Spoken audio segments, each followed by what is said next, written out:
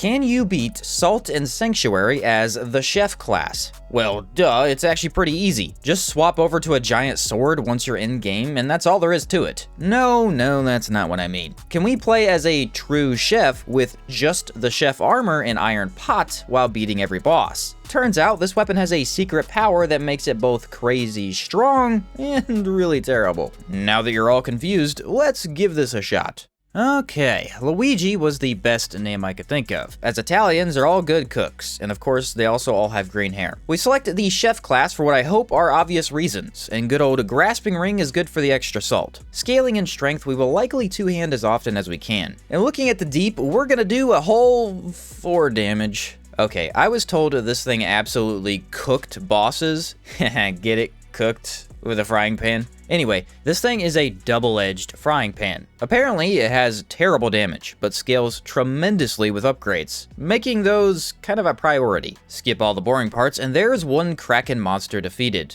Oh wait, actually he defeated me, because holy moly this weapon sucks. Or I suck, but the latter assumes I would take responsibility for this gameplay. The iron ones will be our main creed, as their healing item is a loaf of bread. Or a hearty roll, either way, it's theme appropriate. Bandaged ring will be a yes, as it always is, and while potatoes are on the table as a throwable, I wouldn't get your hopes up. Skip Sodden just for now. Skip Sodden Night correctly, thank you, as we want some fire to help us cook. Behind one secret wall is a charred doll we can use to level up our pot to +1. Selling the twin metal ring and any other odds and ends allows us to buy 3 bottles of pitch fire. Chef, iron pot, bread rolls, and an appetizer of potatoes, plus hot fire. You're starting to see the big picture by now, I think. The heavy attacks on this are huge, making Sodden Night more than a pushover.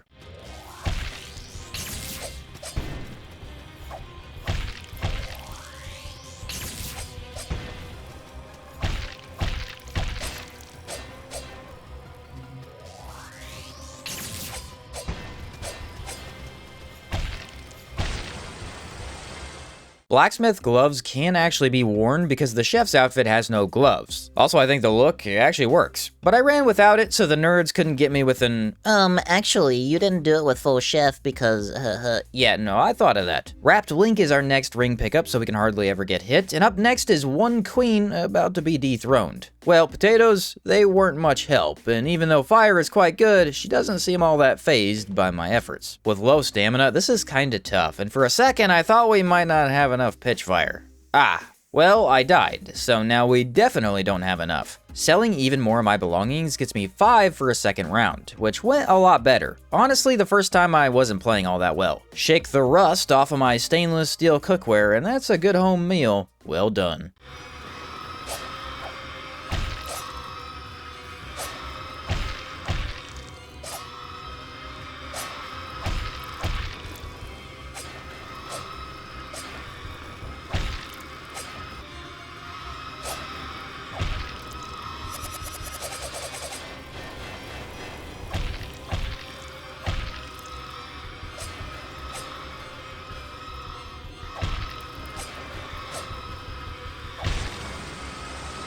Finally, we can pick up the chef equipment. A nice stamina ring awaits me in the woods. Throw some points into willpower because more green equals more good. And for our third meal of the day, we have a hot and ready alchemist. Oh come on, that was so close. Sizzling up a few drowned peasants got me a creed upgrade and one more hearty roll. I threw on the arcane resistance ring just for a bit of extra help, but round 2 really didn't go any differently. Round 3 was abysmal. 4 came out like some raw chicken. Farming this one annoying wraith for like half an hour got me an additional hearty roll plus some more strength. Then I said screw it and went for Kraken Cyclops instead. Yeah, the alchemist, who's a joke 9 times out of 10, just wasn't happening. With such low damage, his second phase was eating me alive. Cyclops, on the other hand, is a very consistent fight. He always behaves the same way if you stick to his side. If we make use of jumps, there's even more opportunities for damage. Here is where I tried one-handing, and it's a lot faster. At least it feels faster, but ultimately I believe two-handing gets you more damage, which is hard to live without. Ran out of my cooking oil there at the end, though a win is still a win.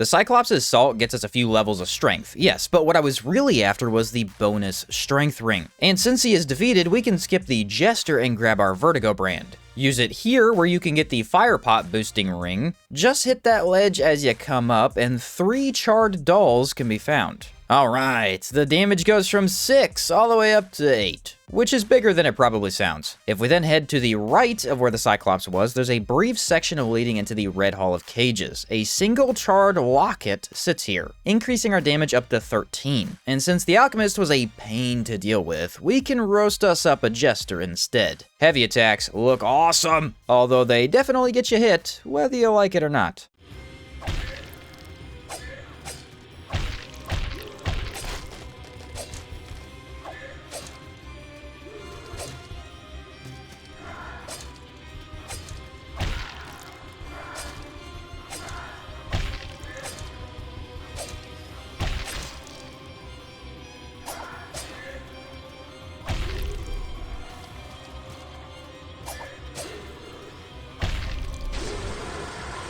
With a few victories under my belt, someone owes me an apology. Round to like 6, I think, goes much more how I would expect, given his stun-lockable nature.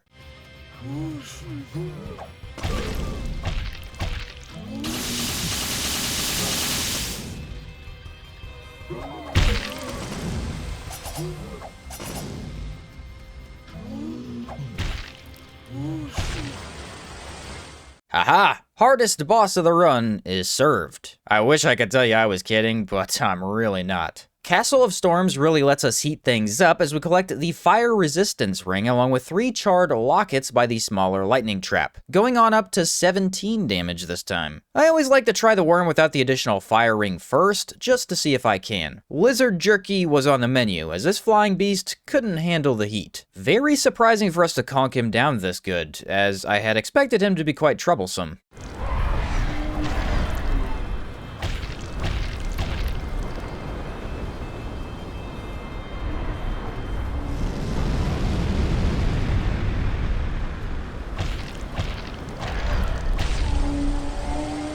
Shadow Flip brand gets offered to me, which then lets me jump up and equip the Fire Charm, additional burn, and the only theme-appropriate option. 30 strength is officially met, which is pretty huge. And Dome of the Forgotten is better than the other path, I'm thinking, although it's no sweet summer picnic. Untouched Inquisitor? I'm gonna beat you with this frying pan now, if that's okay. Thank you in advance. Whoa, that extra fire is way worth it if you ask me.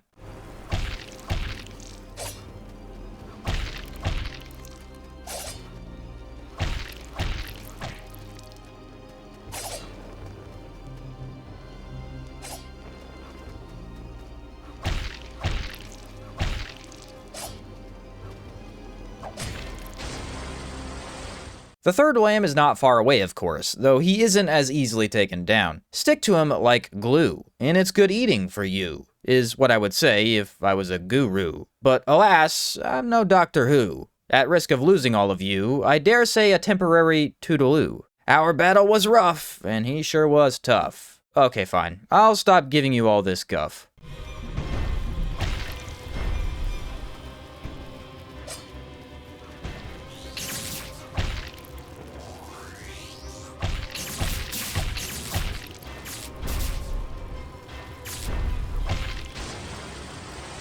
Hard Light brand is a nice reward, kind sir. Of course, the ultimate test would be Dried King. While I'm a huge fan of the chef lifestyle, heating up undead remains isn't exactly my thing. But to my surprise, the old gal wasn't hitting all that bad. So far, this thing went from complete trash to kinda decent only halfway through the game. I've seen way better, of course. Who's kidding? We've all seen the Great Scissors Power, or Lightning Incantation, which blows everything out of the water. Though, for a weapon you start the game with, this could be a lot worse. Am I 100% coping right now? I like to believe no, if you're more of an optimist about it.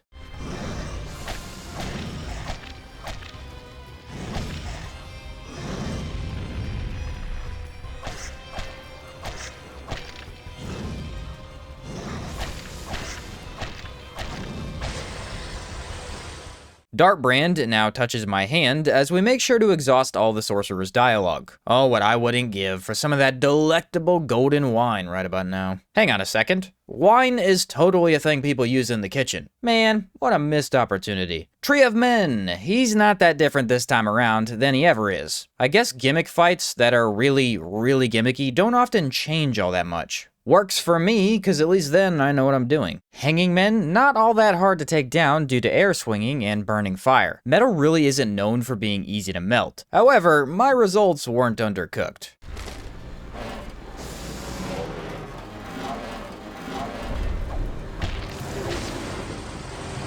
Collecting the cellar key grants me access to a merchant soon. It also opens up to another undead meal prep waiting to be dished out. Fast attack speed is definitely a benefit we have. Burning can put in much more work than you would expect on faster weapons, so that's a double whammy for sure. This is also around the time where I was doing a run of Salt and Sanctuary like almost every day, so my dodges are pretty solid for a decently tricky boss. Don't get shot. Best advice anyone will ever give you, both in-game and in real life.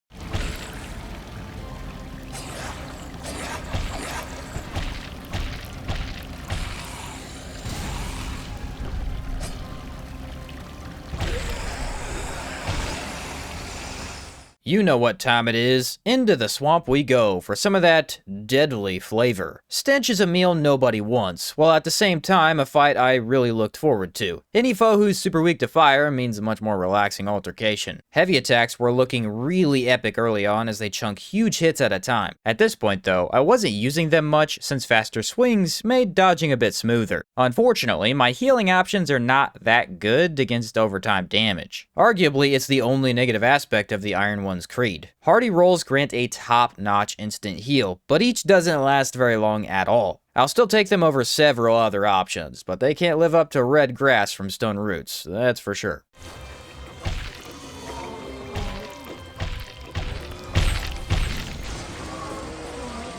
Mossy Ring goes in slot 4, giving us that tasty stamina regen. Redshift Brand means we are now ready to go looking for our next weapon upgrades, which is where this adventure hit a bit of a snag. It's possible that I completely forgot where you get the items I need. Charred items are, in my opinion, the least used upgrade material in the game. Typically, the better weapons use frozen or regular items. After an unforgiving journey into the ziggurat, I was reminded why I don't go there. Then, after a quick wiki search, I found out I have brain damage, because these are something I pick up all the time. To be fair, they are somewhat hidden, so myself can have a little bit of a break, I guess. Still, 2 targets stand in our way, so the Bloodless Prince is served up piping hot. If you're not casting the Lightning Storm, here's how this fight goes. He slams the ground, and you whack him. Do that for about 5 straight minutes, and you can't go wrong.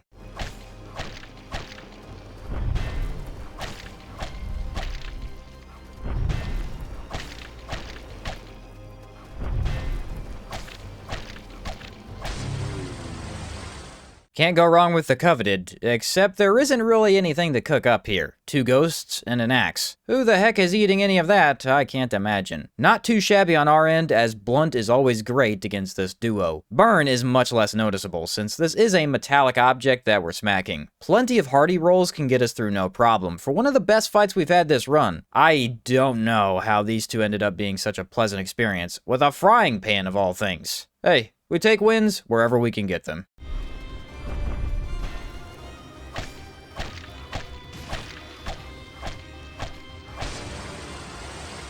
To the left we jump, and make sure to exhaust the sorcerer's dialogue here once again. Then directly under this area, over a Dartbrand jump, we can snatch up the next 3 charred items. Literally the only 3 in the game, according to my knowledge and the wiki. Outside of farming, of course.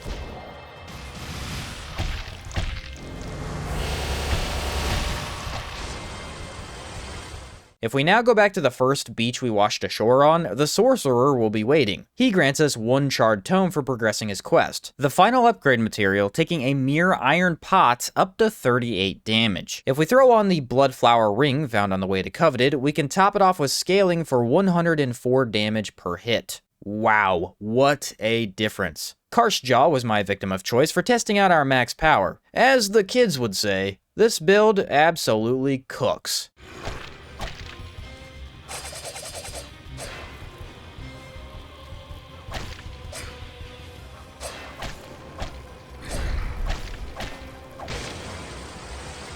I mean, at this point, we're simply looking for a boss rush, so let's get this party started. Ronan Cran gets absolutely baked while he did his whole stand there dumbfounded thing.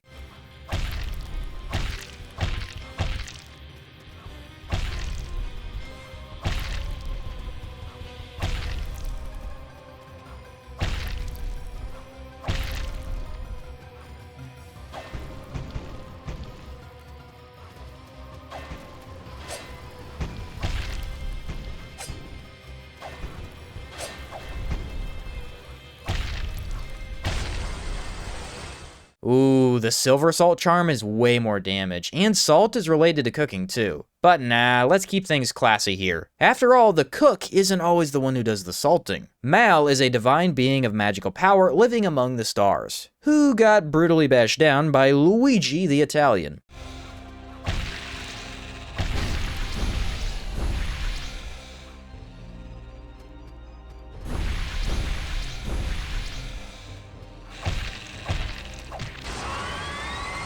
Unskinned is a complete mess. Think of it like someone forgot to clean the kitchen after a 4-course meal. Magic is everywhere, and some large brute won't quit stomping all over you. This was one of those rare occasions where the mage was super easy to hit several times over. She even stayed far enough from the brute for me to get her down to half health. Of course, this is when she chose to fly up, and away.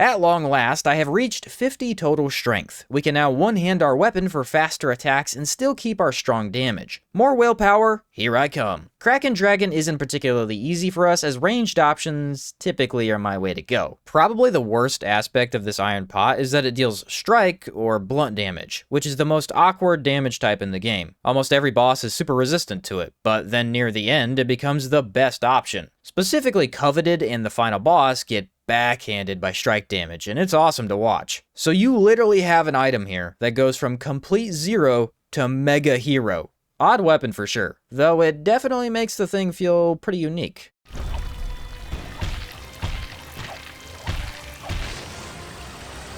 Forgotten King won't be any less forgotten after this. Oh man, you just gotta watch. The absolute destruction I brought down upon this trio is beyond amusing. I dare say it was a refreshing snack before my final feast.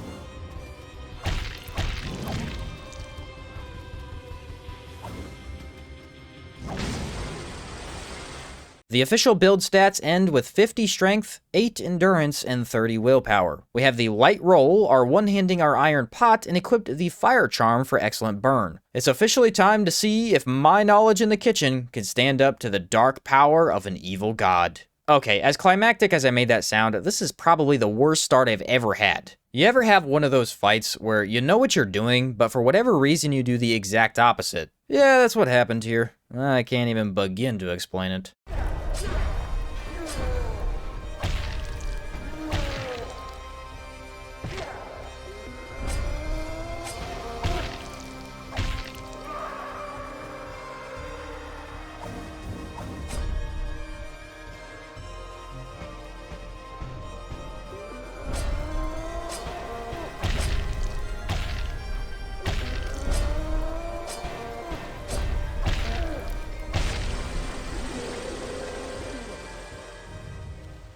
Can you beat Salt and Sanctuary as a pure chef? Yes! Like I said early on, Mad Alchemist was the hardest fight in the entire game. With lower damage, his second phase just ate me alive. Compare that to the insane charged heavies we were smashing down into the nameless god. It's not even the same weapon, frankly. I'm pretty sure this is as on theme as you can be for such a run, so hopefully you guys enjoyed it. I have at least one more Salt and Sanctuary vid already recorded, which is a pure samurai using the Tachi sword. Really fast weapon. If you did enjoy the video, don't forget to like, sub, comment, write me a letter, all that good jazz. And that's about it from me.